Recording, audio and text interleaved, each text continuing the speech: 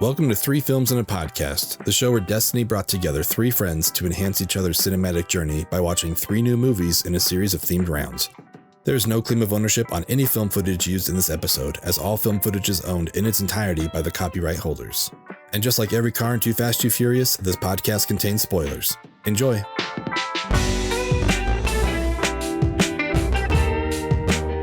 All right. Hello and welcome to Three Films and a Podcast. My name is Tyler Beck, and I'm joined, as always, by my dear friend Matt Weiler. What it do, baby? Benjamin Lawhorn's typically here, but I think he got sucked into like a collider machine. He's sucked into a different dimension. I don't know. We'll find the right goober to bring him back, and he should be here next week. You know, if you're new here, welcome to the movie club. If you've been here for a while, following us for a while, welcome back. We're very happy to have all of you here. Your support means a lot to us. Make sure you're liking and subscribing on Facebook.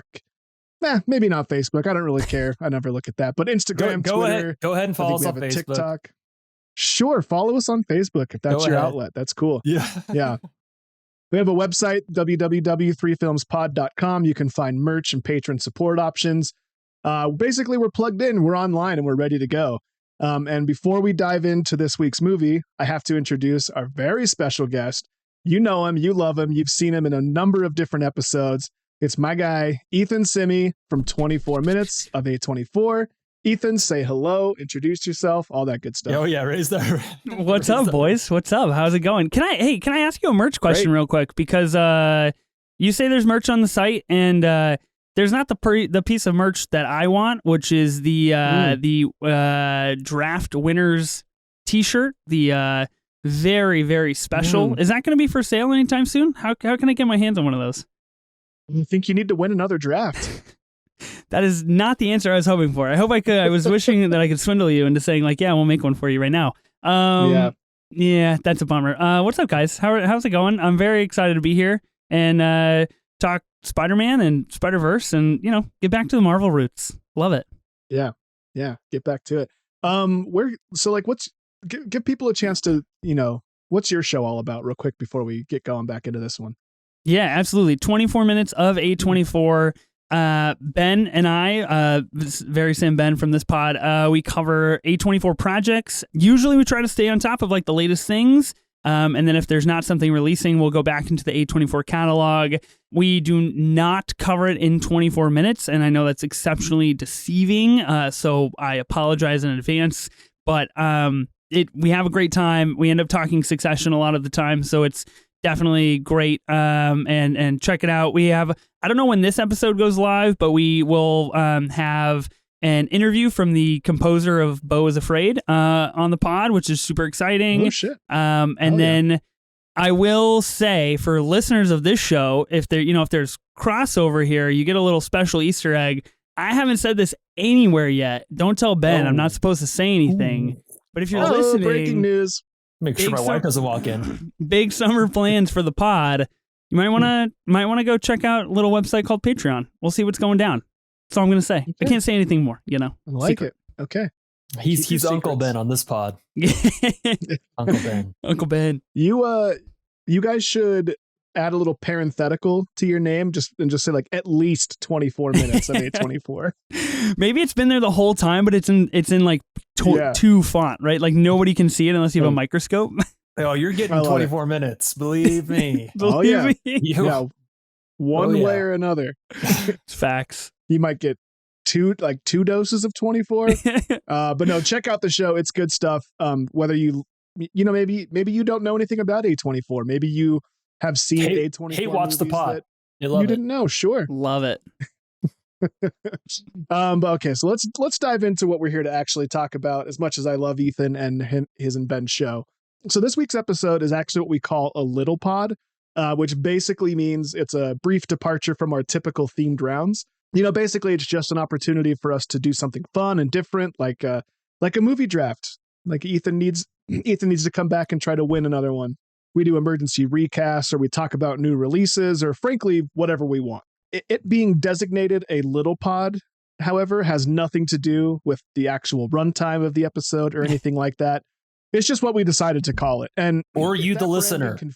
Don't feel Yeah. little listening to this. Stand tall. Yeah. And if the branding's confusing, fear not, because much like Ethan hinted at, we here at Three Films and a Podcast behind the scenes are hard at work on a whole new, fresh rebrand. We're completely overhauling the show. We're going to bring a fresh, new, exciting podcast to share with all of you. And we're very excited about the way things are coming together. It's still going to be the three of us, usually with a guest, exploring all the cinematic treasures and gems from days past, as well as all the new releases coming out along the way. It's just going to be a shiny new package and a little more flexibility to explore some themes and rounds a little more deeply, maybe more shallow. What do you say, like, when you're exploring something deeply? What's the opposite of that? You're not exploring it shallowly? I don't know. Undeeply. We're going to explore things deeply and shallowly. It's just going to give us a ton more flexibility. It's going to be a whole lot of fun. And yeah, basically that's it.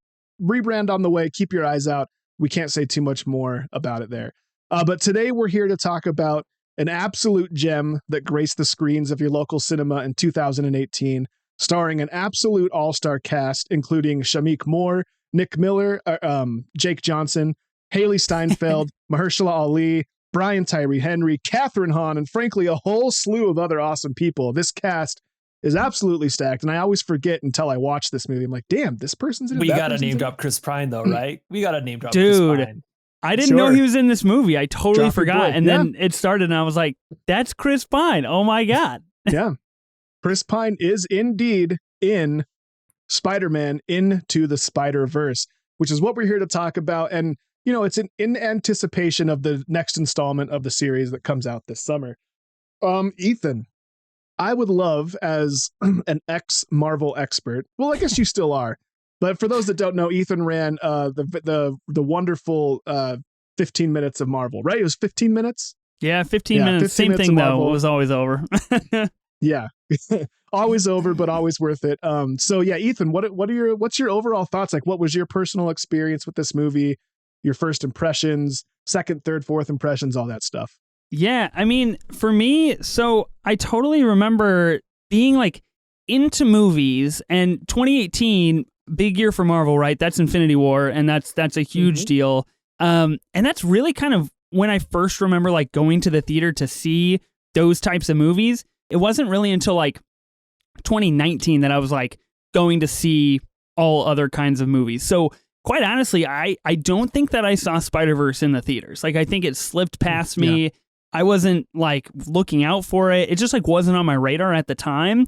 But I have seen it, 4, 5, 6 times probably since then. I own it, and every single time I watch it, I think it's just a great reminder of not only like how genuinely unique the animation style is. It's something that we've never seen before and have never seen in anything since.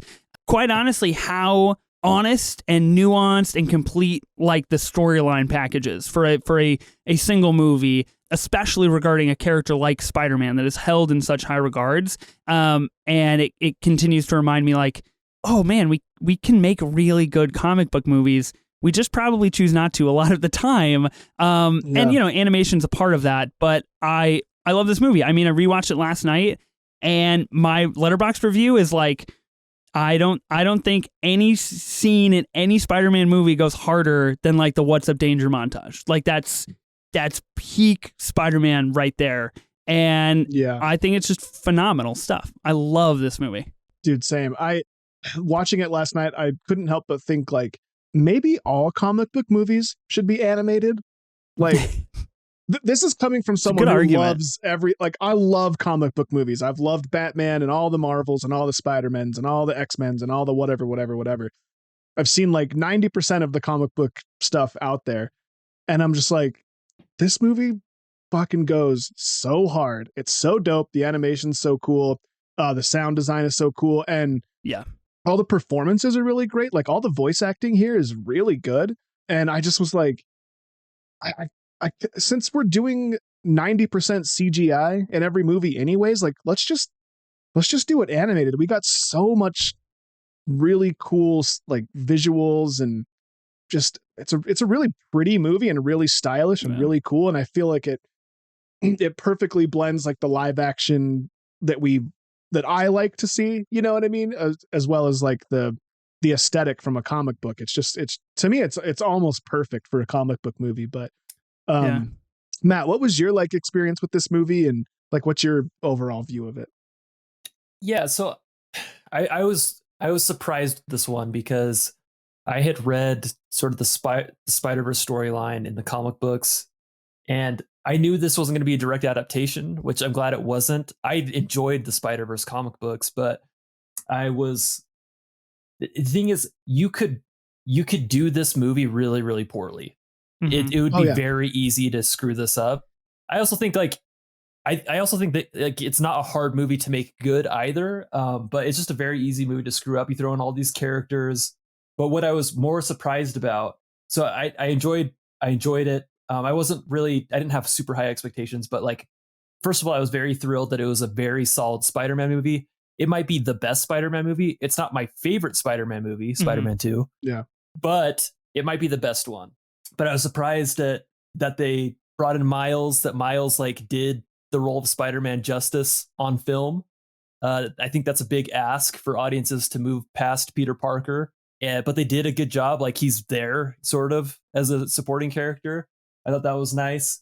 I thought it was the craziest part to me is like, not only is this like one of the best animated movies ever made, but they also were able to like, it's on theme. Like they're mixing all these animation styles. They're mixing all these universes. Like it says a lot about the creative team that they're able to take the actual art of the movie and make it on theme with the movie. Like they could have made a fine movie, like in the Incredibles style, you know, and that's not a knock on the Incredibles. I love the Incredibles, but they could have made just a regular Marvel CGI movie, but they took it like 10 levels further. And honestly, it's gonna, to your point, Tyler, like it's going to impact the way superhero comic book movies are made, animated. And it's already like, if anyone's watched the Ninja Turtles trailer, like you're already seeing that aesthetic and that style there, which I saw. And I don't want everyone to knock off this style. Like I think it deserves its place, but there are some places where it feels like it makes sense. Like what they did in that Turtles trailer, it's like that makes perfect sense. That feels like a Ninja Turtles movie. And there's just things that you can do in animation that you can't do justice with the live action movie. And I think Spider-Verse is a perfect example of that. Yeah. And I feel like there's just something about like an animated medium that it does something to your suspension of disbelief. And I feel like for me personally, you can forgive some things that like, if you were watching it in live action, it might sort of take you out of the story, or it might kind of like ruin it or seem cheesy or bad. I can't think of any specific example. Well, I can, but I'm going to save it for our next segment. But I don't know. I just feel like there's times where when it's an animated, when it's a cartoon, and there's just something about these stories being told in an animated way that's like, you can kind of buy a little bit more than you would from a live action storytelling. And that's just me personally, and all the cool little things, like when they get their Spidey sense and the lightning pops up above their head, like all those little things, like that stuff, in my opinion, doesn't work very well translated to live action. Totally. Like, it's been a long time since I've seen it, but that's kind of like what Ang Lee tried to do with Hulk, you know, like those little things, like that's really hard to do in live action. And I'm not saying that a live action movie has to have those things, because it clearly doesn't. Like we've seen amazing Spider-Man movies and other comic book movies, but there's just something about being animated that you can just get away with a little bit more, and you also forgive a little bit more, which I think is to the betterment of telling a story like this. But I think like part of that, like part of taking advantage of that leeway is because the movie is so self-aware. I think that really works in favor of this film, like because it can translate that exceptionally unique Spider-Man humor from a comic book page to just a live comic book page that we're just watching unfold on our television or movie screen. And because it is aware of itself, and because it knows what's happening, things like the Spidey sense and things like the humor from Peter B. Parker, it's perfect. It just fits in so well because you're kind of swinging both ways. I love this burger. It's so delicious. One of the best burgers I've ever had. In my universe, this place closed 6 years ago. I don't know why. I really don't. You have money, right? And I think that's part of the issue, at least, you know, and this is a total sidebar conversation of like current state of Marvel and how, you know, funny we're trying to make everything all the time. This movie is funny, but it is genuinely funny, and it does so in a very knowledgeable way. Like when Peter Porker is introduced, we get maybe 3 really out of the park lines from Peter Porker in 40 minutes. What a pig. I'm right here. They could have used that character every 6 minutes to try to lay on a super funny one-liner, and they didn't. And they had the voice to do it. Like, John Mulaney's funny, and they chose not to. And I think decisions like that are really smart and allow for us, when we are buying into the story of Miles, finding his identity and understanding his place in the Spider-Verse, not just as Spider-Man, but as a boy and as a family member and as someone in a minority community and all of these things, it makes those moments much more authentic and much more believable, because you're not mentally trying to find where the next joke is coming from or where the next like really nifty side battle is going to happen. Like, we're just fully on board with everything that Miles is doing. And I think, you know, part of that is under 2 hours. Makes me a little nervous for the next one. I believe it's like 2:10 or 2:15. So we'll see. But I think part of the magic is that under 2 hour runtime. But again, just personal opinion, right? And so we'll see what happens. But this movie is special. I couldn't agree more. And I know Matt and I are firmly on the movies need to be under 2 hours train. I feel like a movie needs to be really special to be over 2 hours. And not every movie is really special. Even ones I really like that are over 2 hours, you know? The next one is 2 hours and 20 minutes. So look, I love Spider-Verse. I'm super on board. It's going to be really, really fun. IMAX is going to be just a blast. 2 hours and 20 minutes makes me really, really, really nervous. I agree. And honestly, in this one, even as much as I love the aesthetic, I could not have handled a minute more of that climax. Yeah. It was just, it's too bananas. I mean, not too bananas. It's just right. Yeah. A minute longer would have been too much, in my opinion. Yeah. One more Peter Porker cartoon hammer would have done it. Which I would have walked out of the theater. Yeah. There's few things in any movie that have made me laugh harder than the introduction to Peter Porker. His little song about I can sing and dance and I do this with my pants. It destroys me every time. Yeah. Absolutely destroys me. I'm a photographer for the Daily Beagle. When I'm not pooching around, I'm working like a dog trying to sniff out the latest story. I frolic and I dance and I do this with my pants and my... enough! I'm the same way with Nowhere Spider-Man. Like, every time Nick Cage talks, I'm just like, this is gold. That they decided to make this very specific Spider-Man character like one of the core 5 or 6 of the movie and be part of this team is hilarious to me. And every single time he talks, I keel over because I think it is just perfect. And again, like, to me, he's not an overused character. We get like 3 or 4 minutes with him in the beginning when he's introduced, and then we get a couple lines from him here and there, and that's it. And that's part of like that. It whets your palate to really want more. And I think that's what makes the movie work. Okay, little fella, Kingpin's gonna send a lot of mugs after you, and I'm talking hard boys, real biscuit boxers. Can you fight them all off at once? Well, I haven't actually fought anyone. Surprise attack! Also, I've got a hot take for you boys. I'm curious to see Matt's reaction to this, but careful. I think Jake Johnson is the best Peter Parker. Like, I know it's just his voice, but I'll be on record here. Jake Johnson is my favorite Peter Parker. He's your favorite Peter Parker? It's my favorite Peter Parker. I just love him so much. That's intense. We've lost. Matt just burst into oblivion, honestly. I've lost a co-host, so Ben and I are down to just the two of us. Brutal. I knew this was going to ruffle some feathers, but look, I want my Peter Parker to be sarcastic, laid back, witty. I want him to be all these things. Like, there's something about when I think of Spider-Man, like, he's not Spider-Man doesn't try hard to do anything. It's all instinct, and it's just all like he honestly reminds me of the character Domino. It's just kind of like he's just kind of lucky. He has the instincts. He's fast. He can dodge. He can improvise. He's not hurried. He's not worried. He's very chill. And to me, Jake Johnson just absolutely nails that. And like I think all the Spider-Mans are great. You know, like I love all the other ones, but I personally just love Jake. I don't know if he would work in like a live action version of it, but his voice and the way he plays this version of Peter Parker is my absolute favorite.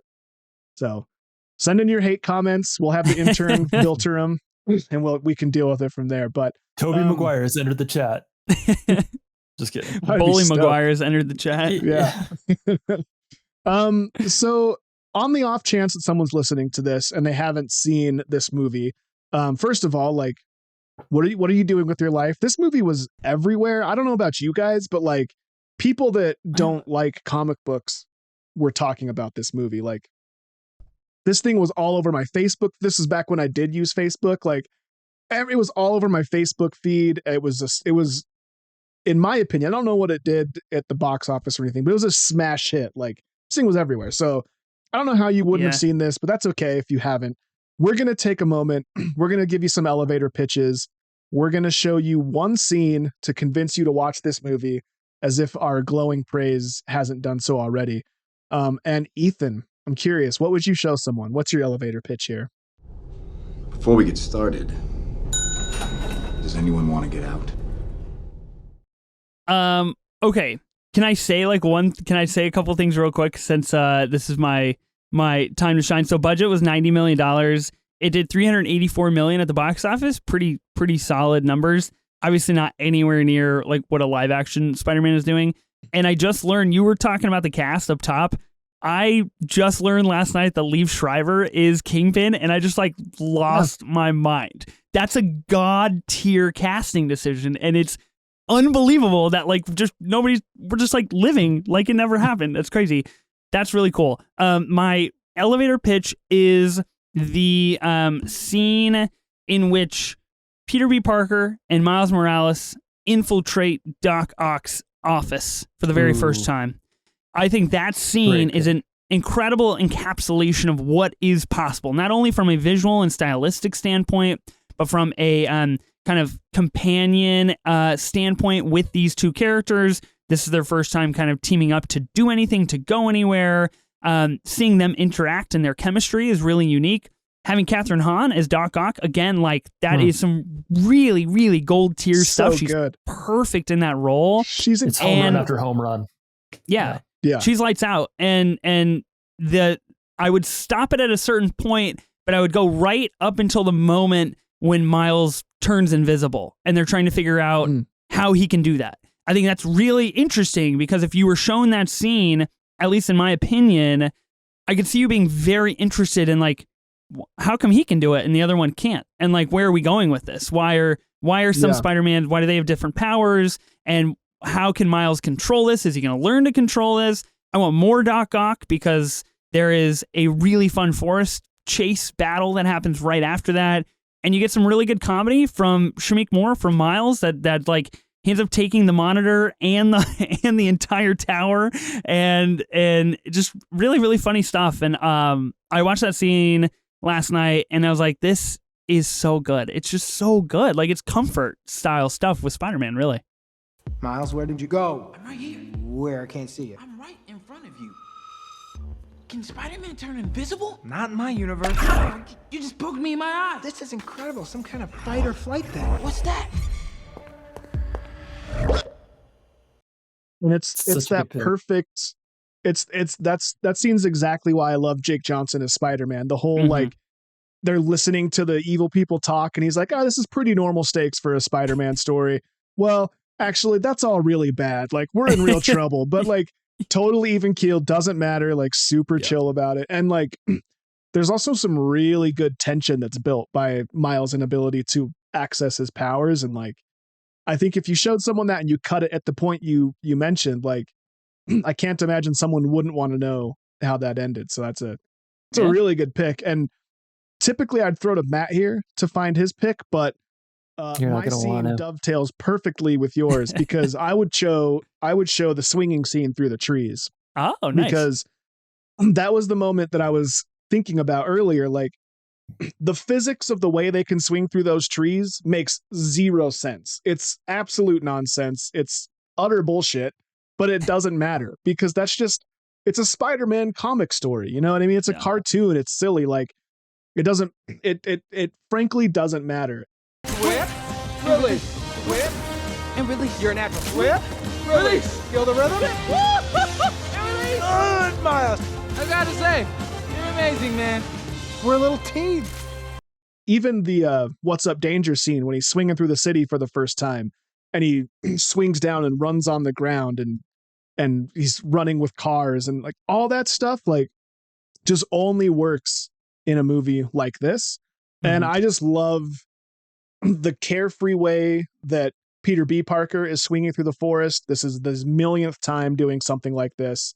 And Miles, who is stressed out of his mind, not even looking, blindly swinging through the trees, but just showing the way that like Spider-Man just can get through these situations. It's just all about his instinct and his skill and his fast twitch movements and all that sort of stuff. But I don't know. I just love it. I think it's really cool. I love a good Spider-Man swinging scene. And I can't think of any time we've ever seen it anywhere other than New York City or like another city, you know, like DC or Paris or whatever. And yeah, I just absolutely love it. I think the animation is really cool. And we get a lot of really good stuff from our girl, Catherine Hahn and Doc Ock. Yes. So that's where I would go. And at this point, I'll now throw it to my esteemed colleague, Mr. Matthew Weiler, and see what he can add Thank you. to this thank elevator you. pitch. I mean, so when I first saw this movie, I was pretty sold like immediately once he's, you know, singing that Post Malone song and walking to school. Like I immediately know like this is going to be awesome. Like but I have to say that I was really, really sold when he visits Peter Parker's grave and first is introduced to Peter B. Parker and they go through that whole sequence of accidentally like being attached to him and carrying he's the snowman. Yeah. It's like it's another insane. perfect example. Like the physics of that, the logic of that makes zero sense. The way he slides Peter B. Parker's face across the concrete going 50 miles an hour, not a scratch on it. Like sorry. Yeah, and they like go through the slam against subway stuff and like all and that. It doesn't matter. Yeah, so good. And like Ethan kind of touched on this earlier, but just like they set the stage for comedy, and this movie has so much heart and it does so well with the emotional cues, but the comedy is there, and it's not a comedy that Tyler, as you mentioned, can be really done. It's a physical type of comedy that can't be done well live action.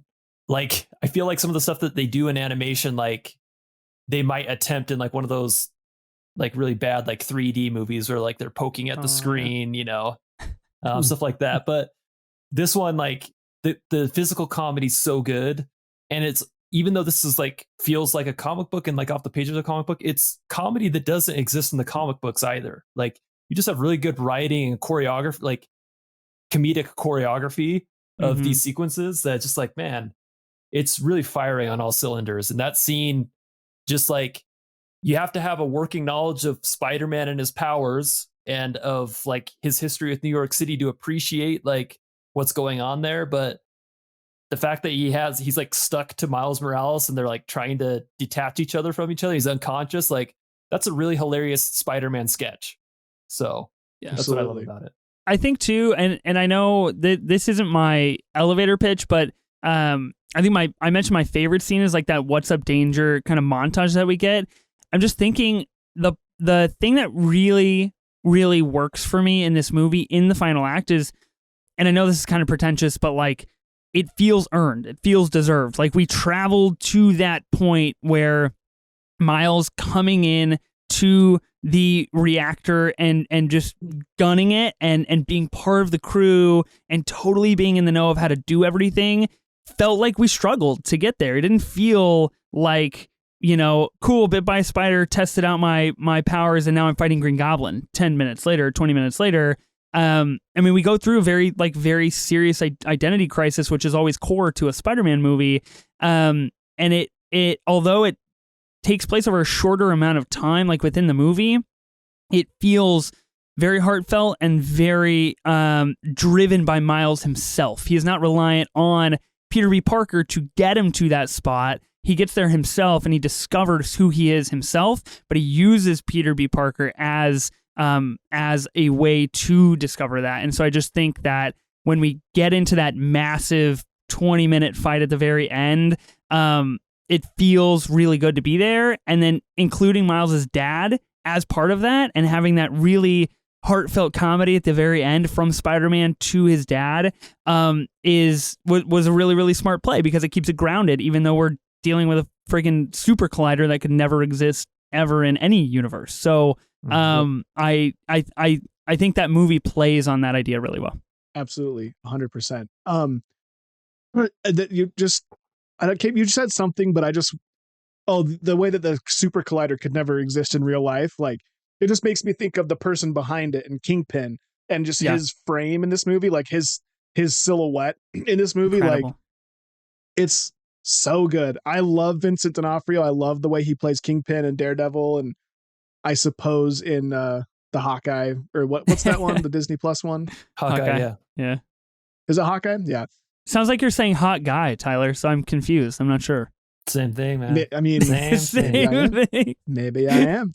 I do love a hot guy, but I don't know. I just think Kingpin is really cool in this. I didn't know it was Lee Schreiber either. That's really fun to know. Mixed nuts. This movie does something that typically bothers me in a comic book story, but there's so many villains in this movie. There's so many. Like we get all the Spider-Man villains, basically. I mean, not all of them, but you know what I mean? Like Green Goblin's in it, Doc Ock's in it, blah, blah, blah. You don't get Mysterio, I will say that. They save Mysterio for the big guns. Mysterio. The big guys. And I will say, I think, is it Prowler? Is Prowler the name of the villain? Yeah. He's one of my favorite villains in any Marvel or comic book story. And he's scary. Genuinely terrifying. That sound that it makes, I can't describe it, but that pulsating, like robotic terrifying sound, like genuinely scares me every time. And you know, listeners of the pod know I'm a wuss when it comes to scary movies, and I'm like, oh, Prowler, he's so scary. But I want more of that character. I want more of that, like a whole lot more of that. And I don't think we're gonna get it, which is a bummer. But I absolutely love it. Is there anything else that you guys wanted to talk about, Matt? I don't know if you had a response to what Ethan said. It looked like I rambled on and cut you off, but no, I mean, I guess in response to what you're saying about the villains, like. One thing that I haven't liked about a lot of way villains have been portrayed recently in movies is I feel like there's too much, they're given too much of a moral runway where like the creatives are asking the audience to empathize with the villain a little too much, in my opinion. Like I love a good black and white story, and I don't mind nuance to the villains, but I feel like sometimes it's a little too much where it's like, yeah, I guess I could see Thanos' side. Like Thanos is kind of, and I like how Marvel ended up just like pushing that even further, where like half the planet agrees with Thanos. I think that's pretty funny. Yeah. And well played.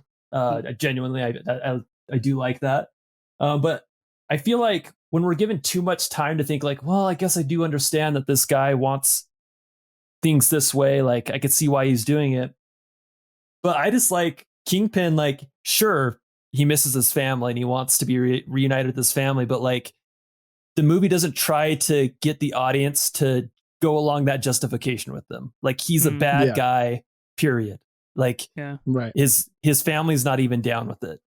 And it's the same with Uncle Aaron. Like they humanized Uncle Aaron. They humanized Prowler in a way that we don't really get to enjoy in superhero movies.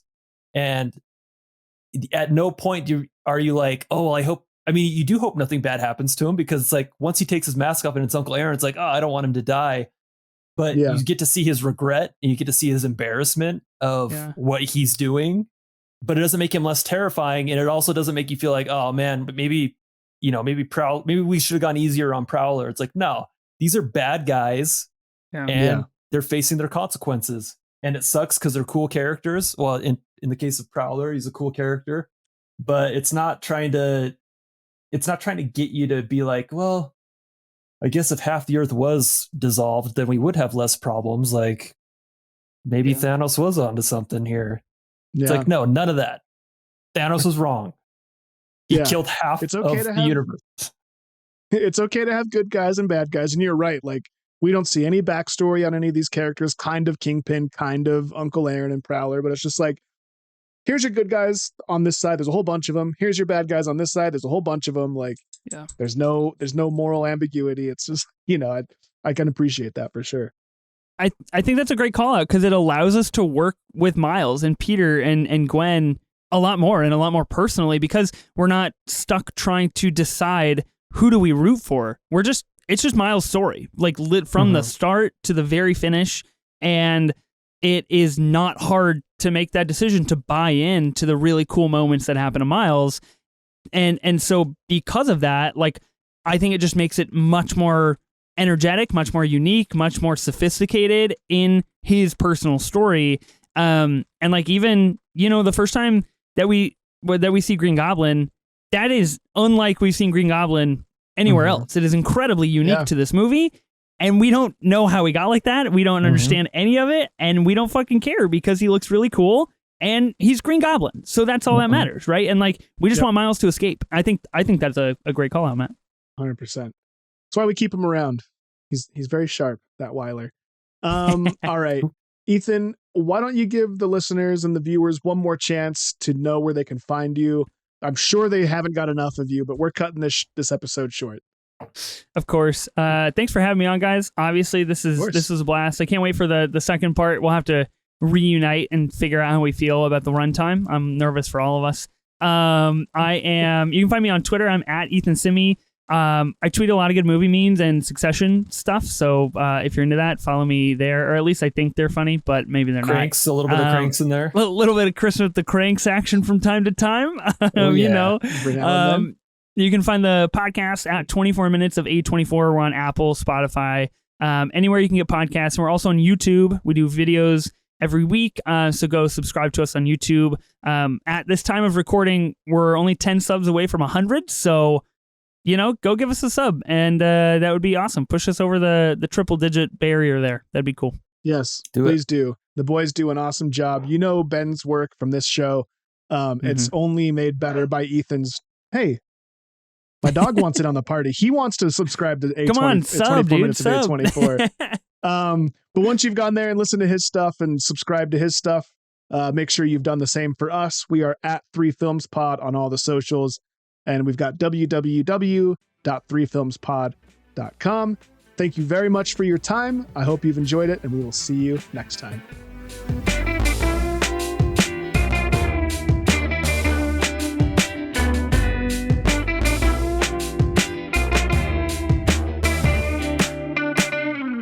How did the pig tracks get on the ceiling? Spider Pig does whatever a spider pig does. Can he swing from a web? No, he can't. He's a pig. Look out, he is a spider pig.